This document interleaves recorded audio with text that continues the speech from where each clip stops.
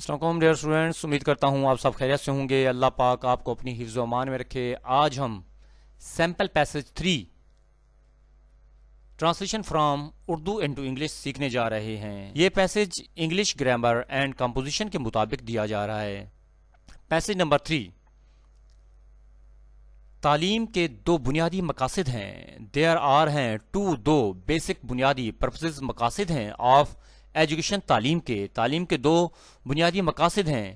سب سے پہلے یہ لوگوں کو جہالت، توہم پرستی، بری عادتوں اور بہت سے غلط خیالات سے نجات دلاتی ہے۔ فرسٹلی، سب سے پہلے اٹ فریز، یہ نجات دلاتی ہے پیپل، لوگوں کو،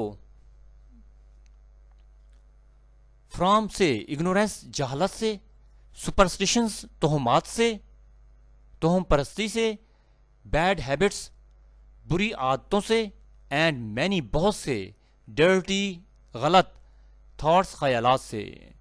سب سے پہلے یہ لوگوں کو جہالت، توہم پرستی، بری عادتوں اور بہت سے غلط خیالات سے نجات دلاتی ہے۔ سیکنڈلی، دوسرا یہ کہ دوم یہ ملک کے شہریوں کو ہنر یا پیشہ ورانہ تربیت فراہم کرتی ہے۔ سیکنڈلی، اٹ پرووائڈز، یہ مہیا کرتی ہے دا سٹیزنز، شہریوں کو، آف دا کنٹری، ملک کے، ود اسکلز، ہنر، آر یا ووکیشنل یا پیشہ ورانہ ٹریننگ، تربیت، جو انہیں باعزت روزی کمانے کے قابل بنائے گی۔ دیٹ، جو وڈ انیبل، قابل بنائے گی، دیم، انہیں، ٹو ارن، کمانے کے لیے، ڈیسنٹ لیونگ، باعزت روزی، جو انہیں باعزت روزی کمانے کے قابل بنائے گی۔ پاکستان جیسے گنجان آباد ملک میں مذکورہ دونوں مقاصد کے لیے تعلیم ضروری ہے۔ ان آ ڈینسلی پاپولیٹڈ، گنجان آباد کنٹری، ملک، لائک جیسے کہ پاکستان میں ایجوکیشن، تعلیم از ہے، مسٹ، ہونی چاہیے، فار بوتھ، دونوں، دا پرپسز، مقاصد کے لیے، مینشن، جن کا حوالہ دیا گیا ہے یا مذکورہ۔ پاکستان جیسے گنجان آباد ملک میں مذکورہ دونوں مقاصد کے لیے تعلیم ضروری ہے۔ اگر آئین اپنے شہریوں کو فلاح و بہبود کی ضمانت دیتا ہے تو شرح خواندگی 100% ہونی چاہیے۔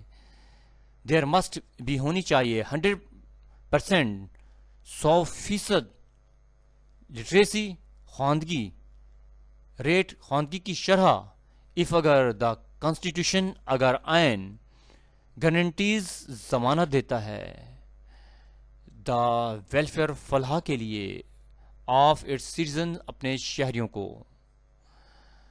اگر آئین اپنے شہریوں کو فلاح و بہبود کی ضمانت دیتا ہے تو شرح خواندگی 100% ہونی چاہیے۔ صرف تعلیم یافتہ شہری ہی جمہوری حقوق کو مفید طور پر استعمال کر سکتے ہیں۔ اونلی، صرف ایجوکیٹڈ، تعلیم یافتہ سٹیزنز، شہری، کین یوٹیلائز، استعمال کر سکتے ہیں، ڈیموکریٹک، جمہوری، رائٹس، حقوق کو، یوزفلی، صحیح طریقے سے یا مفید طریقے سے۔ صرف تعلیم یافتہ شہری ہی جمہوری حقوق کو مفید طور پر استعمال کر سکتے ہیں۔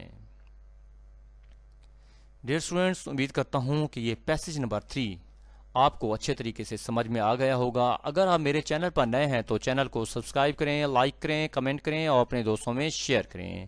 انشاءاللہ نئے لیکچر کے ساتھ کل ملیں گے۔ اجازت دیجیے، اللہ حافظ۔